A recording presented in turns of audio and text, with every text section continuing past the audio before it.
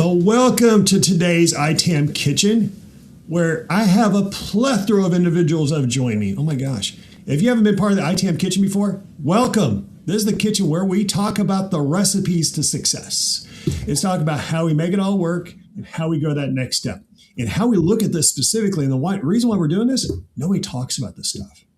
Not really, not like this. This is a collaborative session where we literally bring people together to say, okay, let's talk about it.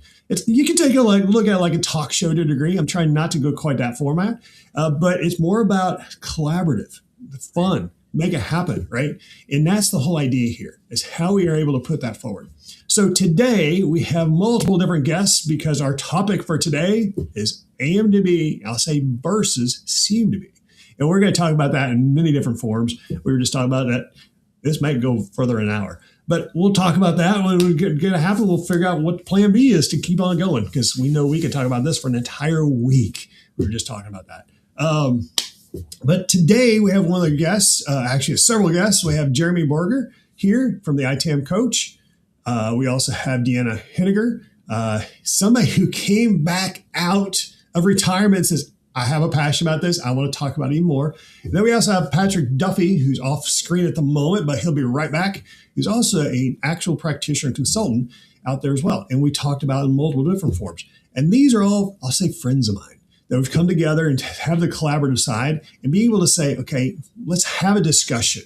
And let's talk about open discussion, talk about some of the anomalies and learnings that others can leverage as we put this forward. So as we get started, please in the chat, put yourself and say where you're from, where you're starting from.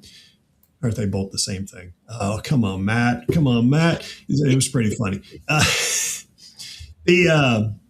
Appreciate that, Matthew. It's Matthew, not Matt, so I'll make sure I get that right. But to kick us off on our AMDB versus CMDB, what is the one thing? What's that one thing that keeps you up at night about this topic? And let's do a round robin on this. Let's just start there, and then we'll figure out where it goes on the topic. What keeps you up at night with this topic? Jeremy, you want to start? Nothing keeps me up about this topic.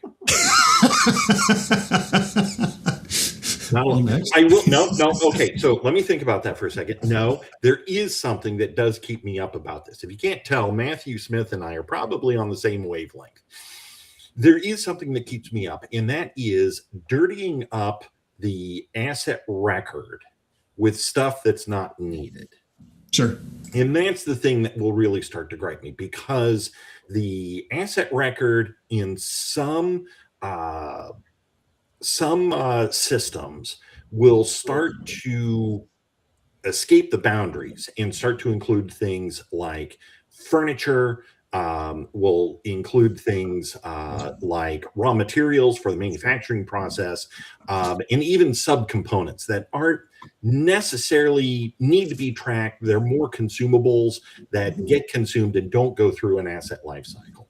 So that is something that will keep me up at night, will give me a little bit of heartburn. Nothing that a good milkshake or maybe aperitif at the end of the night can't satisfy. Thank you very much. I'm here all week. I'll talk to you guys next week. Go ahead, Deanna. One of the things is I have a warehouse background as well. And having the items not put into the asset table and then watching the application churn and churn and churn when it finds a CI and it can't marry back to the asset table.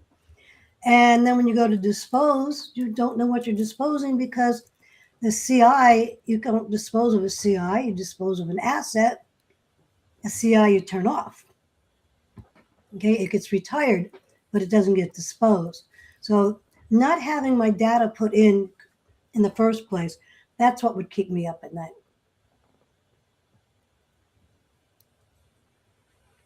Does that mean I'm up? It's all you, Patrick. Third base, clean up. You know, this one, this is kind of, what keeps me up on this one is the confusion between AMDB and CMDB, and the difference between an asset and a CI.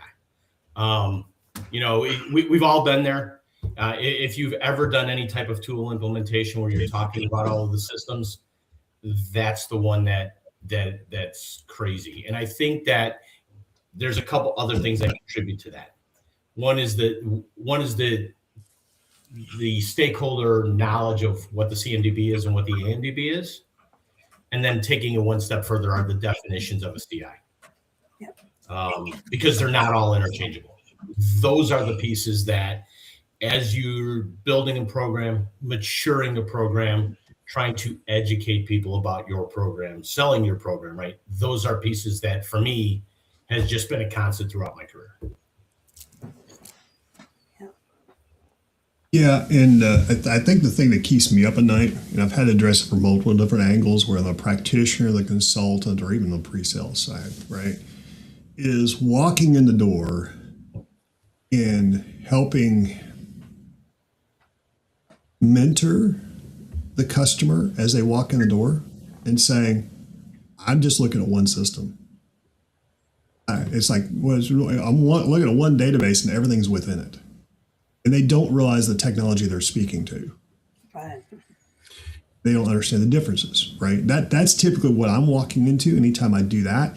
And my point's not to be demeaning it, right? It's like, okay, I hear you, but realize here's some additional attributes in not craziness, because the executives to a degree don't care, but here's why you have some confusion.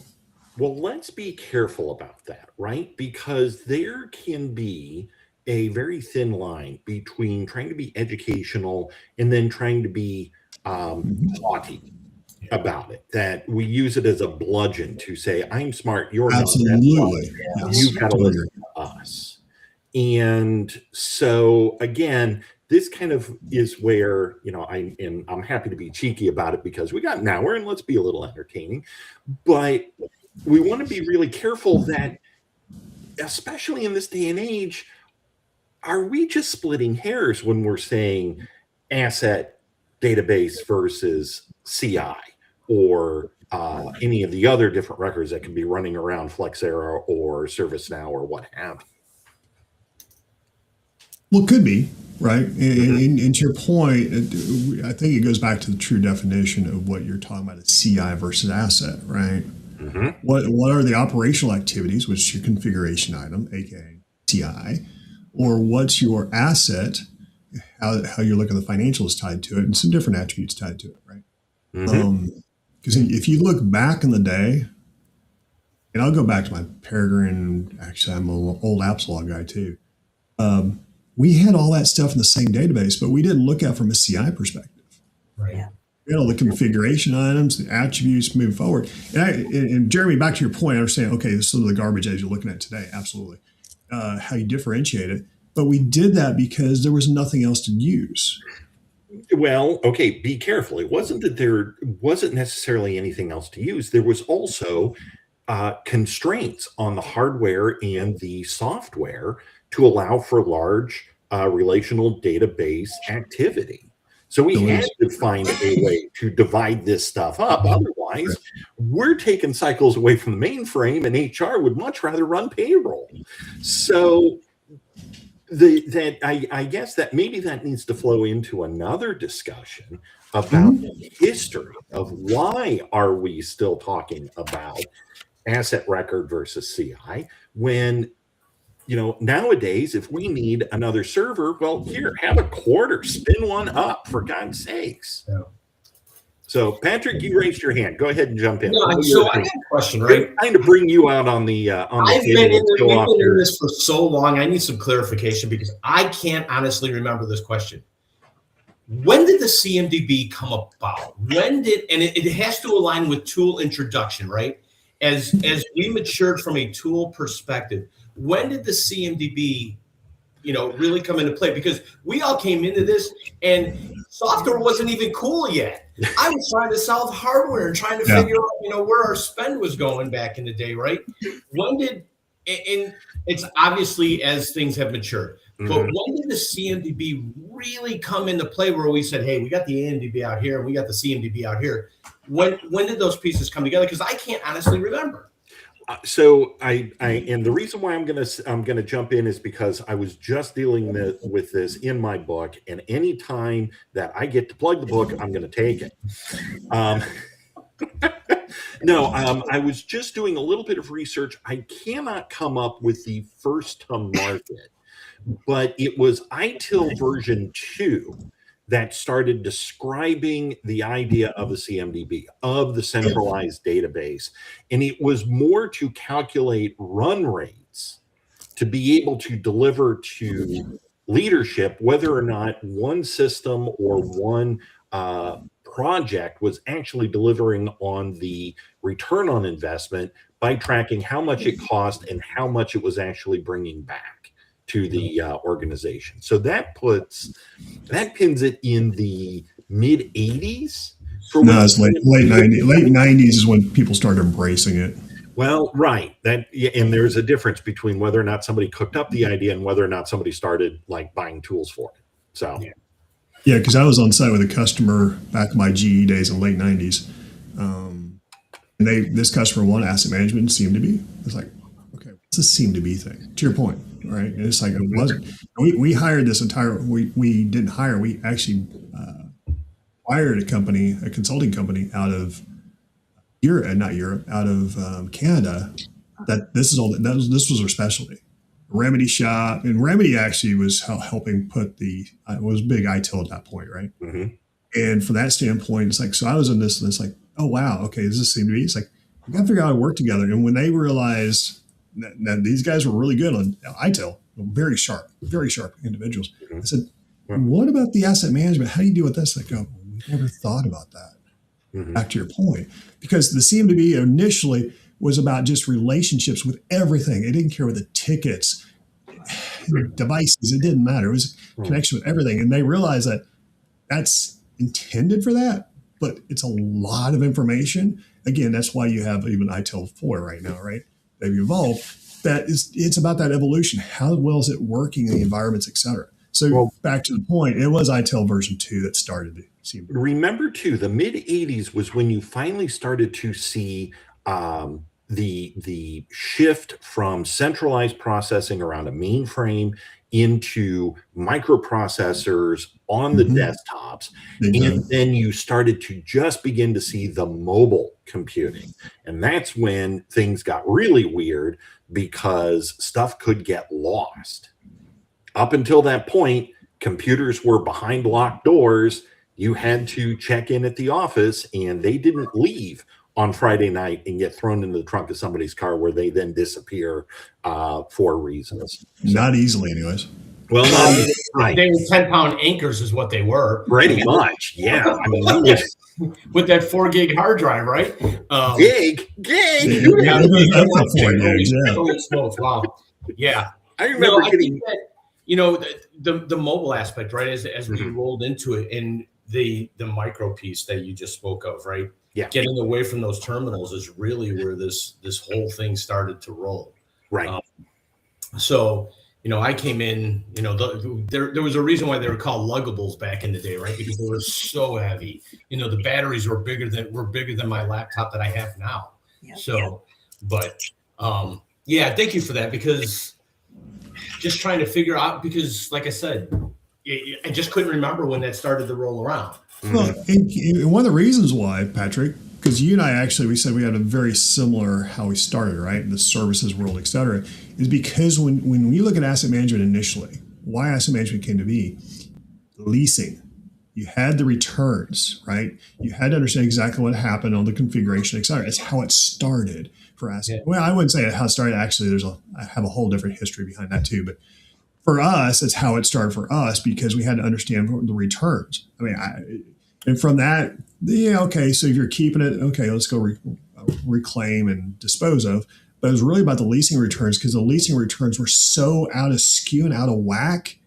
I don't care whether it's IBM, you lease from IBM, Comdisco, GE, it didn't matter, right? And the fines were through the roof on the machines, because I mean, there's all sorts of reasons. But to your point, we didn't hit ITIL or deal with CMDB because that just wasn't our focus, even though we were dealing with configuration management data. Does that make sense? Yeah, well, I mean, I came out of Comdisco in the early 90s. That's where, and they had a couple tools that they had developed, and it was just it was a database. It was good for the time, right? It was nothing near what we have today, and then the second generation of their tools was one that was online. It reported back, and it was all internet based. But it was all being driven by the lease side of the business. Absolutely. Because leasing was the world. Yeah. Because we're doing, and the reason why, just for those that don't understand the 80s, et cetera. 80s, we had such financial, we had financial disarray. Weird, man. Well, I love the 80s personally, but that's a whole different thing. But I was a different world at that point in time, right? But the 80s, there was so much financial disarray that we had the assets, as far as coming into environments, they had to figure out how to do it without take on that capital expense. Sound familiar?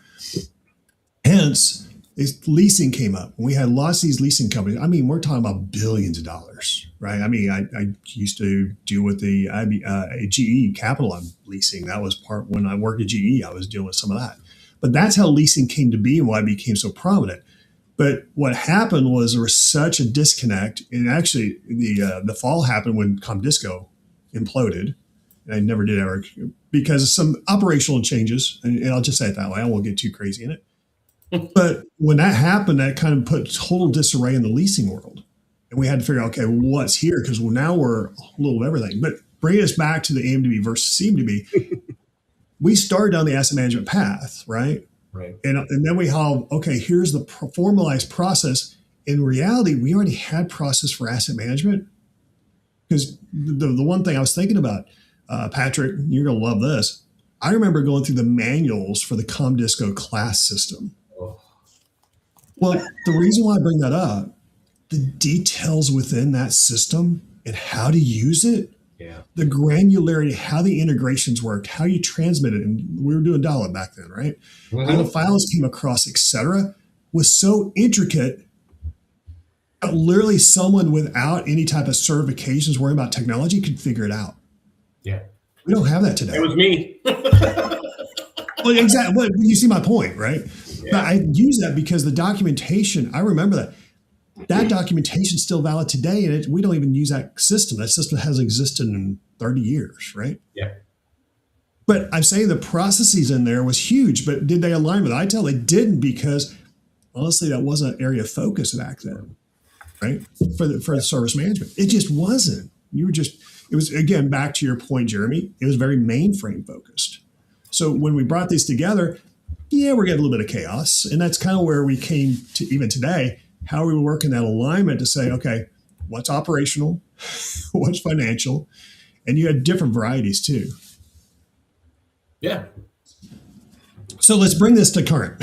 We can talk about a lot of history and keep going forever on that one, because I can even talk about. I can't believe you brought up CMDB versus passive CMDB. We had a Peregrine, et cetera, because I was part of that, which is very similar to what we're talking about, because we couldn't figure out how to get the operational and financials together. So we figured out we had to have different forms and methods to put together. But today we call it AMDB and CMDB. So we got a bunch of DBs everywhere. Go for it. I think one of the things that also changed is when the government said you can no longer give me spreadsheets telling me what you own, and it had to be electronic and traceable. That was one of the larger areas that now, if I can't send you a spreadsheet, I think that's where the CMDB started coming into more focus as well, because it's now all electronic. So because it being all electronic, they opened up another area of electronics for us, for tracking. And that's when the CIs came in. When you do that, it's also how they tracked it. So I remember the old service center stuff, right? Yep. And honestly, I've always thought this was kind of where the disconnect is between the two, is your AMDB has always been a relational database. Always. We've never looked at any other way. It's all relational. Well, it's all about I could argue the history, but pray continue. Fair. You got spreadsheets too, but you talk about the relationships and configuration items, et cetera, right? The CMDB, at least how it was originally, let's say, within the ServiceNow stuff, and not service. Well, actually, ServiceNow does the same thing, but differently. Is flat. Now No, they've done their best to make relationships out of it. Now the ServiceNow has now, but if you look at all the original the service desk from HP, you look at what came from Paragon on the Service Center. Those files, true. those directories, those were all flat. There were no relationships. Well, part of the relationship tracking comes back down to money, in particular chargebacks. Because that's the other piece that kind of started to come out of the leasing model was that, you had this big capital expense that nobody really wanted to take ownership for it because IT was being looked at as this big money eating machine. You throw a bunch of stuff at it. IT tells you that it's necessary, but then what's the return on the investment?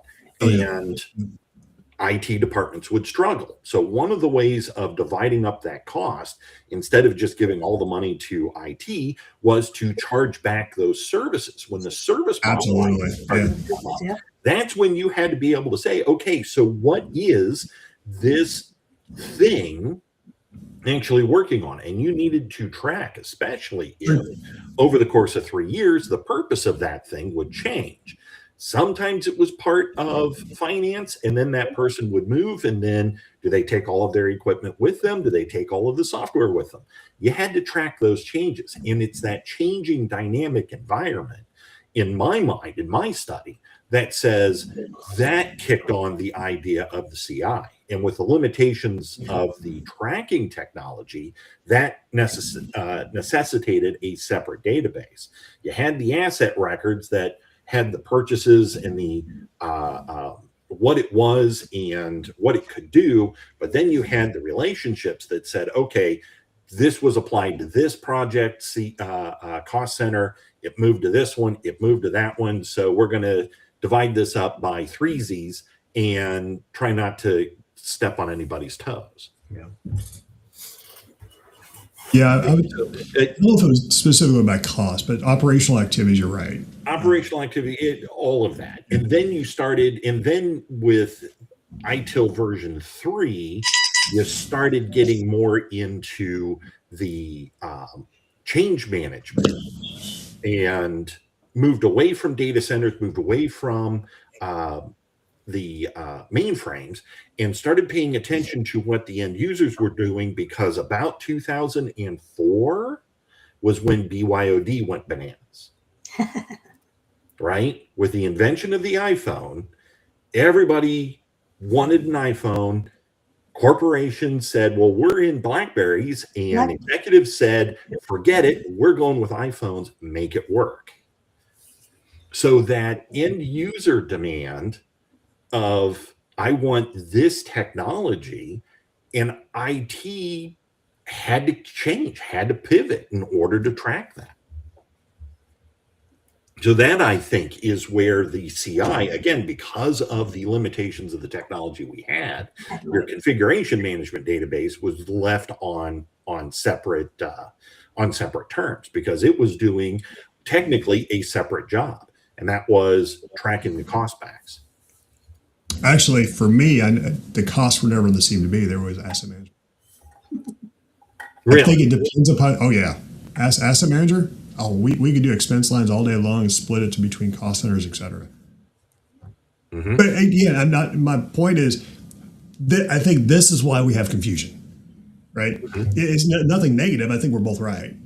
As far as when we come to where we're at right now, evolved, right? Yeah, it's how it evolved. But I think it's good to understand some of the, use the word chaos, the constructive chaos that helped us evolve to where we are. Mm-hmm. But yeah, I used to do expense lines all the time and chargebacks and contracts, and yeah, all within the asset management database. I didn't need a CMDB. Because the CMDB really, if you think about the foundation of the CMDB, for me, the foundation of the CMDB was because your mainframes.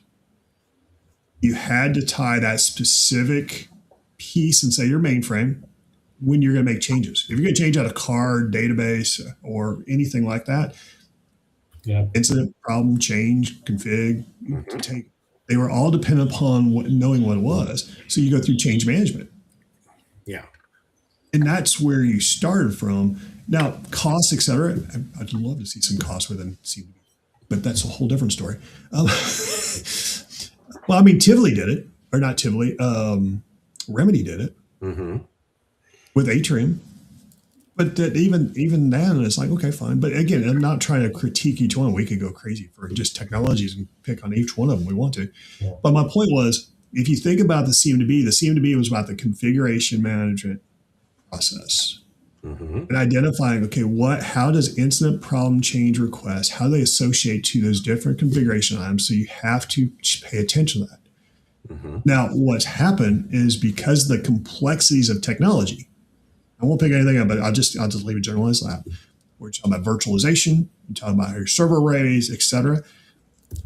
People don't pay attention to the CMDB the way they used to. They just don't. There's a lot more to it. There's hundreds, thousands, if not millions of rows in how you look at data. Good point. We grew up in the database world Yep. versus spreadsheets. Well, we grew up spreadsheets too. But yeah, when you look at the relationships there and say versus, okay, here's one configuration item, then you can say, okay, now let's talk about how this relates to others. I always worried about the parent-child relationships, always. Yeah. It's not because I had a daddy complex or anything like that, or mom. It wasn't any of that, right? It's a parent-child from the standpoint. I had to know where those were as far as the asset, the monitor tied to it, any type of peripherals, what it is. And that was just the world. And databases, it was the easiest way to do that. So long as you kept up on the data entry. Exactly. Oh yeah, absolutely. And that's where I'll say the tediousness of everything we're talking about, the tediousness of whether people accepted to pay attention to that or got lazy. That's where it lies. Does that make sense?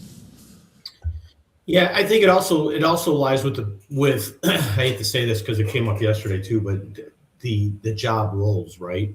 You know, absolutely. We kind of broke into this, at least I did, because the technical guys were supposed to be documenting all the hardware, and no one was doing it. They didn't want to do it because they just wanted to be the technical guys, right? Yep. You know, and you know, when I walked through the door, and this is for that next conversation, I was actually brought into asset management because the guy was walking out the back door with servers and selling them on eBay. eBay got me into this business. I think, you know, we can go with that, you know. But my point is that you've got who's ever responsible for it has to know that they're responsible for it, and they have to, from a data perspective, it's up to those people to do that.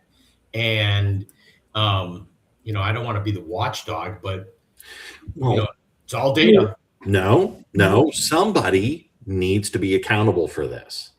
Yes. And that's part of our problem, is that our problem as an industry is that we know how to self-govern, but can we translate that self-governance into an understanding at the business level? And that's something that Bill has talked about a lot, that, you know, we're not necessarily speaking the same language, because our work is, how good's this data? Is it clean? What were changes that happened that we didn't know about? And can we get the information out of the CMDB?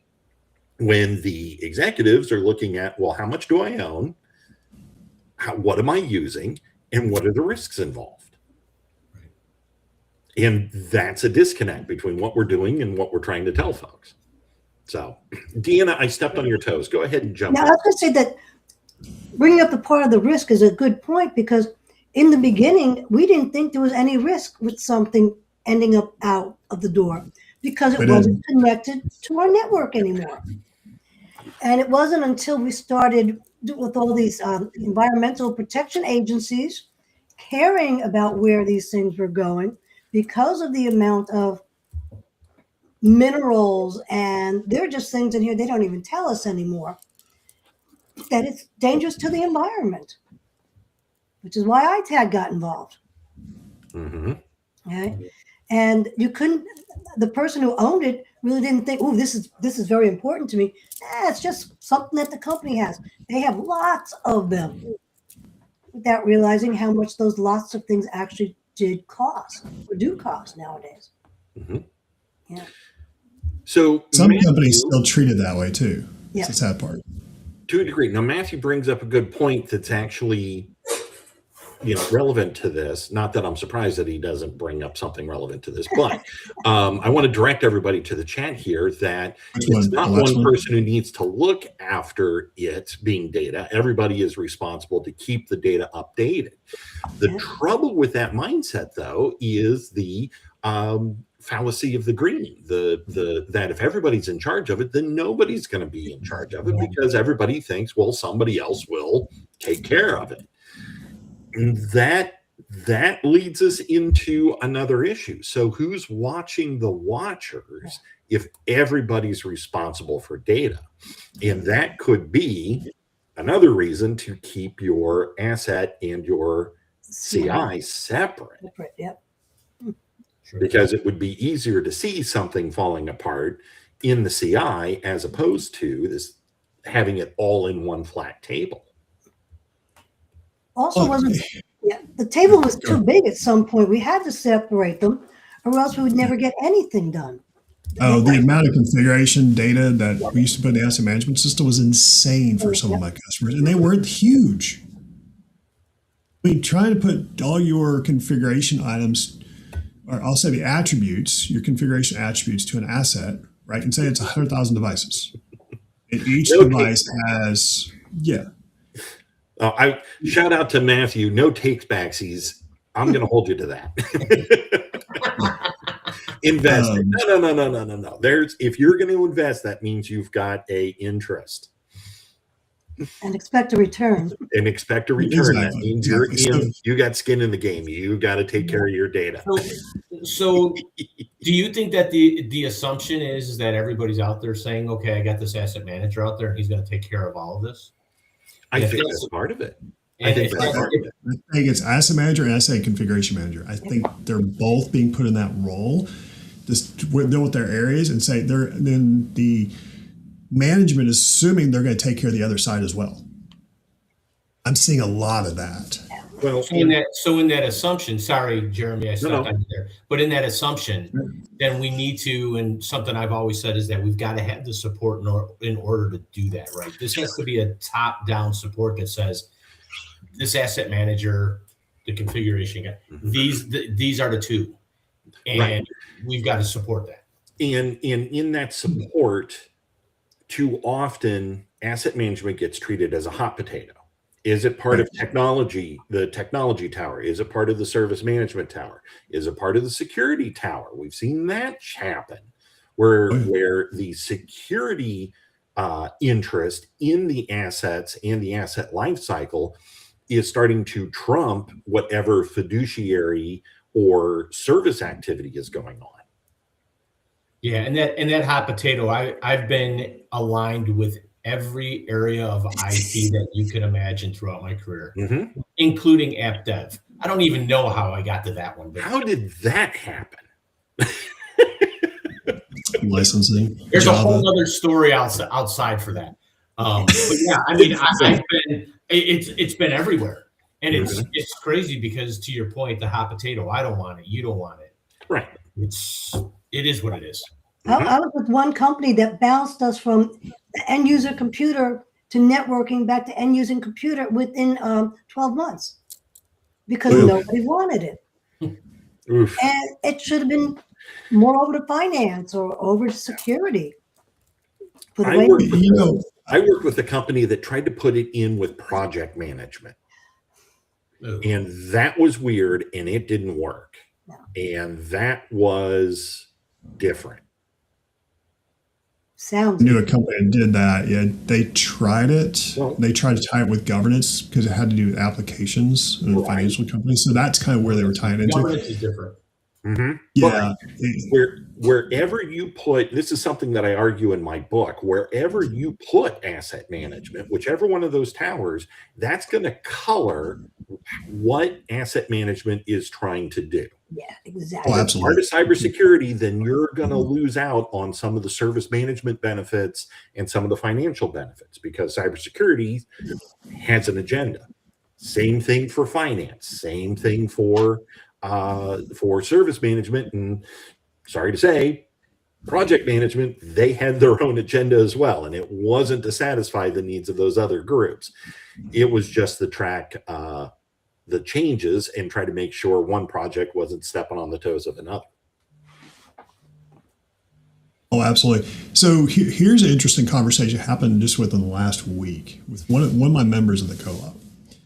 Because he literally came back to work this year and talked to his boss, said, yeah, I think you're going to move to a new manager. Says, okay. And he currently works for the security operations, so it's part of the SecOps team. It's like, okay, so where's he want to put you? He said, I want to put me back to IT. I said, so what do you think about that? It's like, I'm not sure. So he actually read some of the articles I put out the last couple of weeks. I said, and specifically the ITAM and SAM's, not ITSM, right? It's like, so he and I coached a little bit. We had that conversation. And he was talking to the CIO, brand new CIO, and the CIO, it's just coming in and was going to shake things up. It's like, okay, fine. And so he and I talked about the profile of the CIO and knew where he came from, et cetera. I think the CIO, before he became a CIO, actually was on a project I was a long time ago when I was doing asset management for this company. And I'm pretty sure he was part of the IT team that helped me back in the day. So I said, name drop if you want to. You don't have to, but make it happen.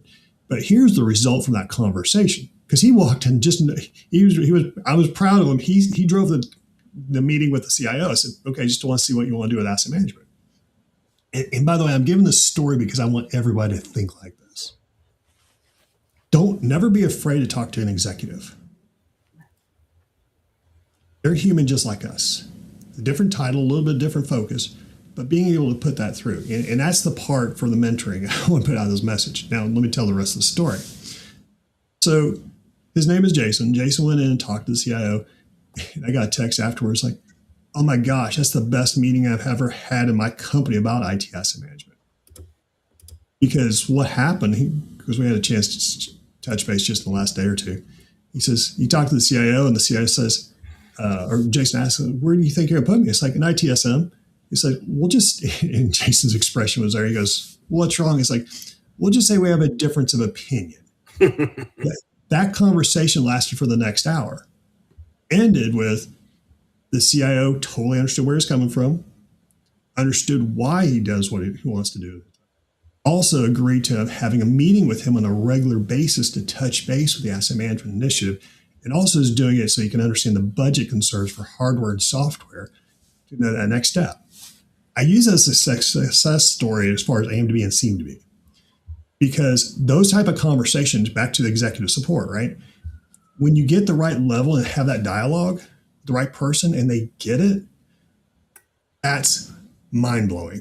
And all of a sudden you realize you have the support there, but it's that conversation we need to replicate everywhere. Right. And I'm not talking about the success story. You can go there, great.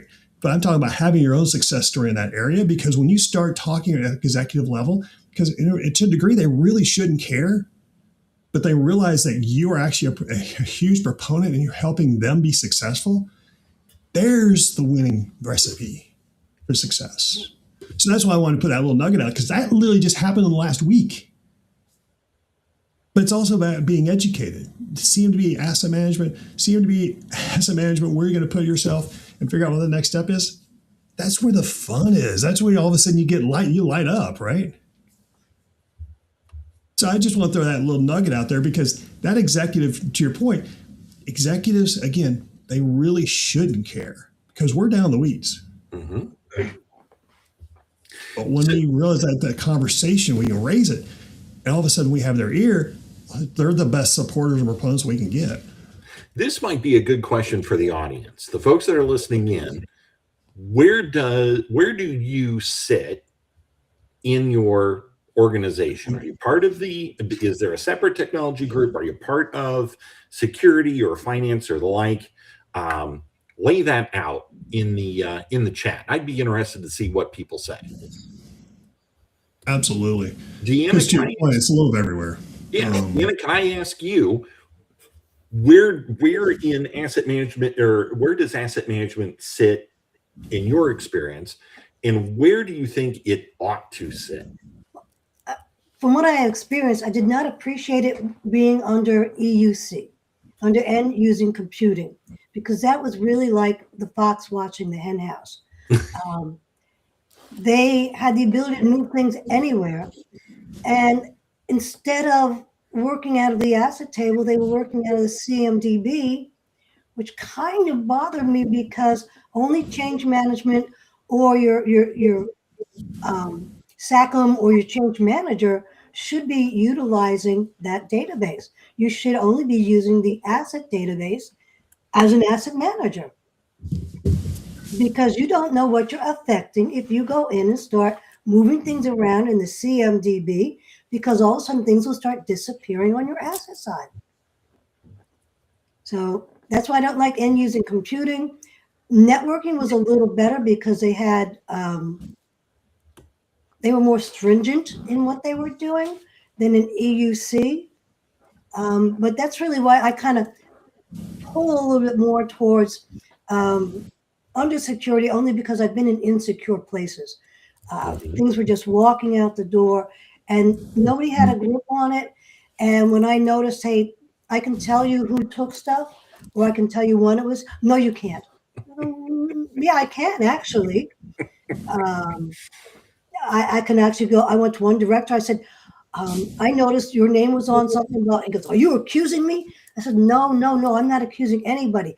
I just said I saw something and your name was on it. I didn't accuse you of anything. And that's where you have to drop it now if you want to find out what I'm looking at, so I can tell you. And what they don't realize, us database people, we make this stuff up on the fly because we don't know the data in the beginning. We only know it as we get involved with it. Yeah, exactly. So of course you can't find it because you're living with it. Yeah. Deanna, I'm actually surprised that they said that you can't do it. I would have thought the question was, you can? Yeah. Oh, I can. People are aware of some of that capability. Obviously, they're going to tell you no, you can't. But I've been on the other side of it, where I've been met with what we have that information. Well, yes, we do. That's why I asked for it. Yeah.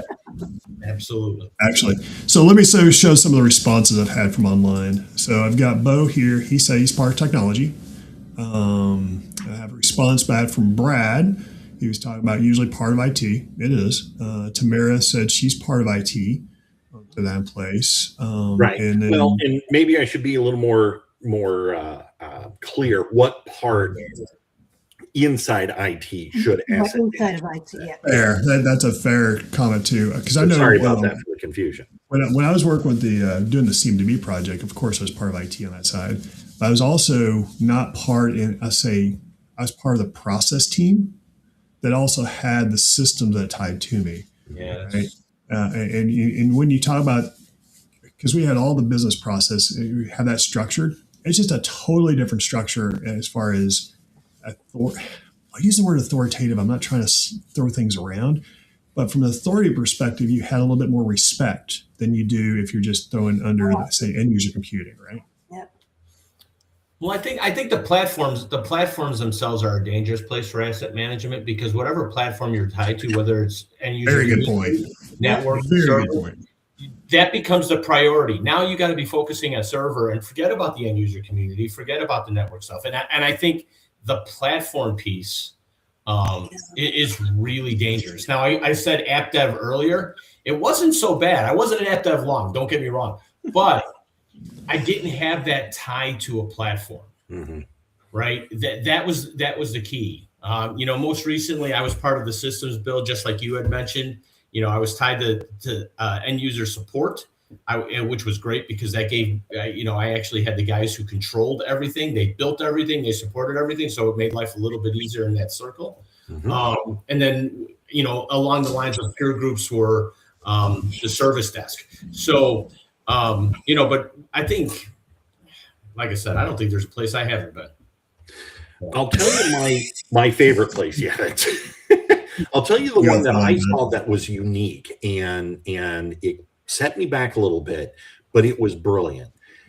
IT asset management as part of the IT procurement team and vendor management team. And the reasoning was, and I'm not going to name names, but it was really, really smart. The reasoning was asset management has the data to interrupt net new purchases. If you want to control costs, it's buying stuff that you don't need. What's rule number one of crisis management? Stop digging the hole. Yeah. And these folks took that to heart. And I thought it was brilliant because that's some of the first wins that an asset management group is going to get is dealing with vendors, dealing with buying stuff that you don't need, being able to recycle and show that you're able to reuse and get more value and utility out of your assets by doing that. Yeah, I think that in my last role, I had all IT procurement, but I was kind of dotted line into the procurement team, Right, because we had to share the data, right? Mhm. Anything IT related was actually directed to me. This is kind of a utopian setup. It was really kind of nice. That's how it started. It really wasn't the way that it was when it ended, but my point was that with me having procurement, the support and build teams, I really had a really good picture, if you will, or involvement in the entire life cycle. Mhm. And on top of that, I owned all the leases too. So there was a lot of really good things that I had. Again, rather utopian because it's more the exception than the rule. Mhm. Yeah, Oh, this absolutely. yeah. Go ahead, Deanna. I'm sorry. Well, no, I like the idea of procurement. One of my experiences, whatever department ruled the roost at that time, got the program. And when they bought all these other programs that didn't necessarily have to fit together, and a lot of them, even APIs wouldn't work. So the procurement at one company did not feed ServiceNow. Mhm. We did not get, and they would only give us flat files or paper copies of pictures of serial numbers and not electronic files. So everything had to be keyed in, and I'm going, wow, you're a Fortune 500, a Fortune 100 company keying in procurement Mhm. because of the butting heads of departments. Oh, yeah. So that kind of brings us back to the circle about asset management and configuration management being, one and not the other, right?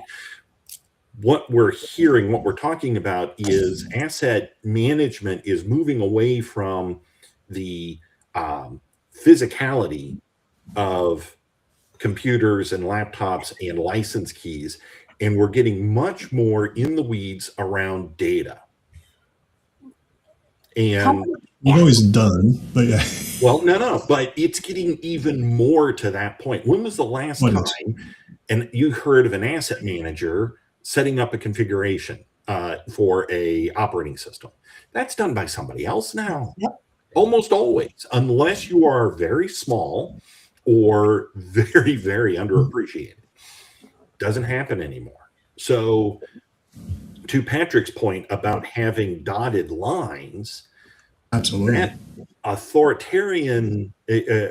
authoritative designation really isn't because you're bossing people around. It's because you're trying to collect data from them, and that needs to be something we got to be careful about as well.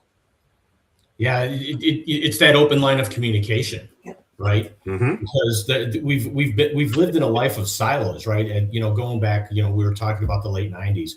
Everything was siloed off. And even the platforms when it came to information about their hardware. Very much so. Oh, yeah. So, when you have fixed assets is another organization, right?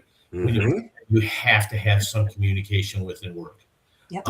So all of those pieces, it becomes critical. So maybe it's not the dotted line. Maybe I said that wrong. Maybe it's just the open lines of communication and talking through this and partnering. You should always talk to all your key stakeholders. Yeah. No. I think it's still good. It's still relevant because you see these dotted lines all over the place, and it is just presumed that that's a relational activity that needs to be documented. Yeah. That this group has some sort of a reason to have direct and protected communication with this other group. Now, as our asset management systems are becoming, or actually, let me take that back, as our technology is becoming more communicative, it brings up the other question. Are we really worried about having a designation between assets and CIs? Because we're having systems talk all over the place. In the enforcement of common system, common field, what the heck is ServiceNow calling it now? But having that commonality to Common service data model. Thank you. Keeping the communication between disparate systems is now becoming very commonplace because we now have APIs and call outs and middleware that can coordinate all of that data into more centralized processing. One area that my last company was discussing was a world with no computers. And I'm saying, how's it going to work? Well, you're just going to have the data. Well, and I go, excuse me, well, you're going to just download the data into my head. I need to have something to type on. Mm-hmm. And it took a long time. I'll touch screen. I'm going, no, we won't. And I'm going, well, that's a totally CMDB world. But where am I going to get the data from? Everything's electronic. It still needs to come to me somehow. I still have to physically touch until we get the plugs, but I don't know if I want to go that far. No, you make a good point. I make the similar point in my book that thousands of years ago, asset management was done with 2 clay tablets and an abacus. Yep. What happened? Why can't we still do this job with 2 clay tablets and an abacus? We even say stylus, tablet. We talk still. Yeah. And went into, and where did that, why was anybody using 2 clay tablets and an abacus? Because the king was worried, what are we harvesting? Yeah. And are we consuming more than we're bringing in? Yeah. Exactly. All right, I'm getting off my soapbox. We're doing awesome here. I mean, we're never getting off of this soapbox. we're never getting off of it. What I want to start priming people, because I see some folks are starting to chime off a little bit here and there, is I'm going to ask the question, do we want to continue this discussion tomorrow? I think we have plenty to talk about. I'm available. We have taken a bit of a left turn away from asset management versus CI management. But I think this is key. This is critical. Yep. This is extremely critical. These are the topics that no one else talks about that we need to make sure is visible and aware, because when organizations understand some of the chaos involved for us to be able to do our jobs, then they go, oh, okay, asset management's not just the easy thing. You're counting things in the back room. No, not anymore. Right. And that's actually what we're driving home, right? Mm-hmm. And I think that's great in the messaging because, again, think about how we start our topic, AMDB versus CMDB. Well, where'd we go? We said, okay, how can we do our job? How can we be functional? We're not even having a database discussion. We're talking a little bit about data, but we're talking about our jobs, right? We're talking about how we can be functional. We're talking about how we can actually report, right? And we haven't even gotten to the true data, so we can talk about that tomorrow, right? That's where I was going with that, is because this is exactly what the ITAM Kitchen is all about.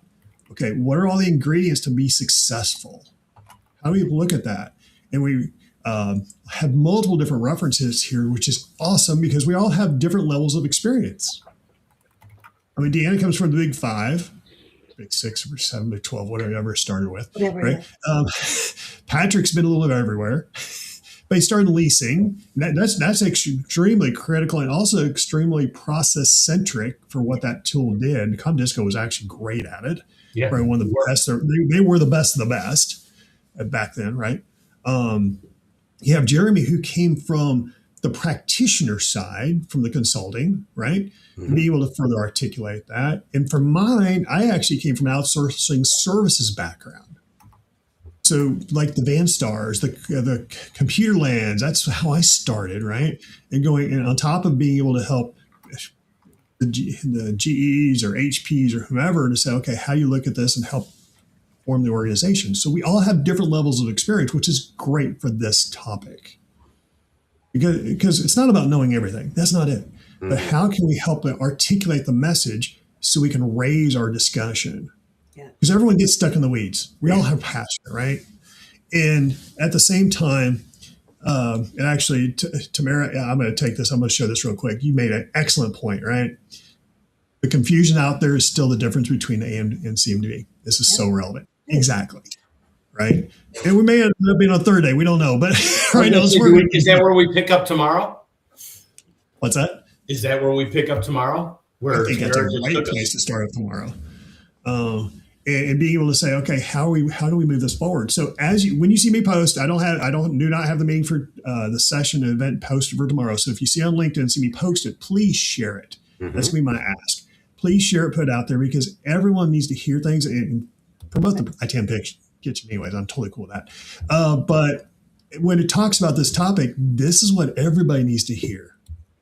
Because you think about how many people are in our space, and I'm going to say 50,000 people. End user computing, consultants, practitioners, and I'm probably low on that, but I'm just shooting as a number, right? Not all of them are here right now. There's a way we can help this message get out to say there's support to help us better align with what we're doing in the world, in our jobs, how we work with others from an industry perspective. Again, I'm not trying to solve world hunger. Okay, world peace. There's too much chaos. I don't know if I can even help with that. But we'll even get political on that one. But this is the topics that everyone needs to talk about. That honestly is kind of a hidden secret. And that's what it's like. There's no need for this to be a secret. Let's talk about it, right? Let's talk about our 30 years behind us. I do. I want other people to leverage upon the stories we're telling so they can actually tell these to their executives or their peers or their stakeholders. Because when they're able to talk with that, I've done my job. I'll be honest. Yeah. I'm not doing this for ego reasons whatsoever. I'm doing this because I see there's a void. Mm-hmm. Being able to say how we put that. Deanna, you and I have talked about it. Jeremy, you and I have talked about it. Patrick, you and I have talked about it. We're on the same page. Is there a way to do it? And there's others that want to talk as well, so don't get me wrong. But let's leave it with the four of us for tomorrow. If anybody else wants to be on a future session, again, I'm doing this every day for the rest of the month. So I've got another 2 weeks of doing this. If you want to be here and talk about a topic, reach out to me, seriously. I've got topics in mind, but if you have something that comes up that you're really passionate about, I want to hear it. I want you to have a voice. That's the other thing with the ITAM Kitchen, is being able to have that dialogue, because there's so much noise on LinkedIn, but not the right noise. If we get the right noise out there, collaborate, communicate, help make that momentum, and not worry about all this other stuff, but what we're specialized in, that's what we want. That's when we feel successful. That's all that's all I'm wishing for anybody listening to this, part of the community, et cetera. Because when you start feeling really good, people see it. I mean, Jeremy, both you and Patrick have said, when I do this, I light up like there's a Christmas tree, right? It's a passion. And Deanna, I'm sure you agree as well, right? I love it, right? But I don't do it for ego reasons, because I want you to take the same enthusiasm I have had for 30 years to share it for everyone around you. Because what happens is everyone sees it. They want to be around you. You want people around you, right? And then when people want to be around you, it's like they want to invite you to the room. That's cool. But more importantly, and this is the thing I had to learn the hard way, is when you go home at night.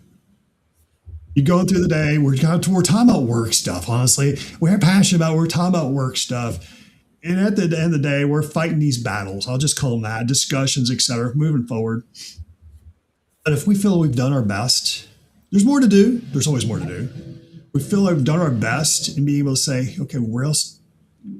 I'm ready for tomorrow. I have no idea what I'm about to run into. I'm probably going to be blindsided with something, but that's okay. I'm going to enjoy my world.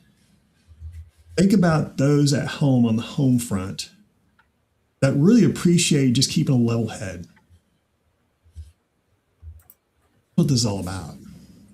We've all struggled. We have stress. I'm just as guilty as anybody, right? But when you go home and have that appreciation, that's why we're doing this. Yep. So I'll leave that little nugget for you, but put it out there, make it happen. Appreciate all the feedback. Brad, Matthew, Tamara, I really appreciate it. And Sasha, you as well. I see you're out there. Let's make it happen, and we'll continue on the discussion tomorrow. And I look forward to seeing everyone there, and look for the invite coming very soon. Thanks, everyone. Good luck, all. Thank you. Have a great day, everyone.